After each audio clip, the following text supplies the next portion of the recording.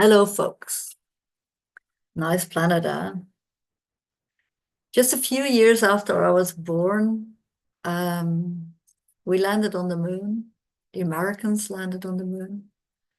And that was one when all the mechanical people and the mechanical engineers and everybody thinking mechanical got hard again when the blue marble pictures came into being. So blue marble pictures are really my favorite because they came back as humans again and they wanted to protect this planet.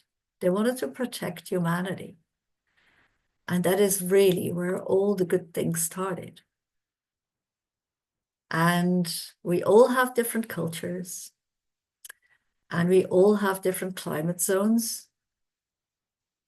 And if you want to understand what is climate, in permaculture, we always say there are 3 climate zones. There's only temperate climate, which is the 4 seasons. There is arid climate, which is rather dry. And there is tropical climate, which only has 2 seasons. So that is what it is, 3 climate zones. But of course, if you look at the detail of it, then you have microclimates. And that decides if a plant really does it well or not. So there are dormant seeds in the soil, and I love, therefore, the permaculture large-scale restoration stuff, where we do it really simple. We only work with principles. So what we do is we bring sediments back on the land so that dormant seeds can germinate again.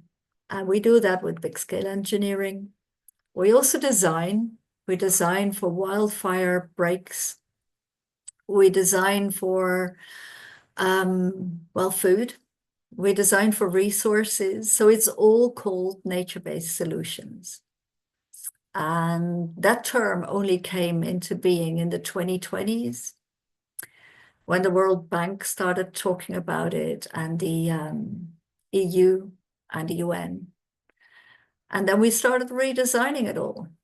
And there's a lot of subsidy involved. There's a lot of money going around in this world.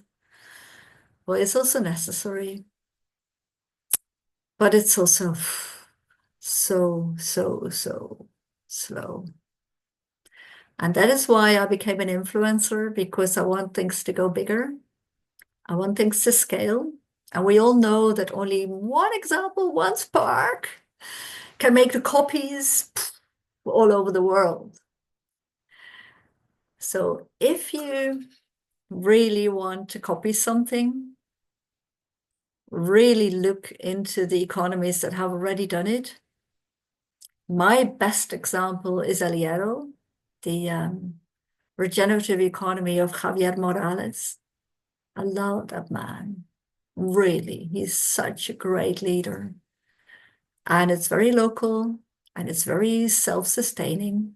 It is completely self-reliant. It is designed for quantity and for quality.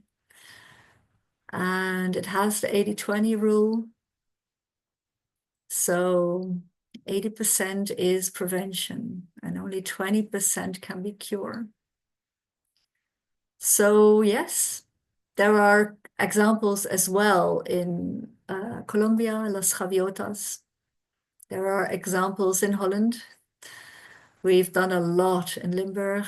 We've also done the discovery of Groningen in Groningen. We have done a lot of things in Rotterdam. We have done a lot of things in Amsterdam with the clean tech and the phyto mining and everything. So yes, we are also still not there. There is not one big vision yet for a blue-green city, which is called Holland, but we will get there. We will get there. So let's see how we can design some economies, redesign, because you always have to look at trends. You cannot fight trends. That is fighting windmills. That is being a Don Quixote. So, well, happy redesigning. See you again.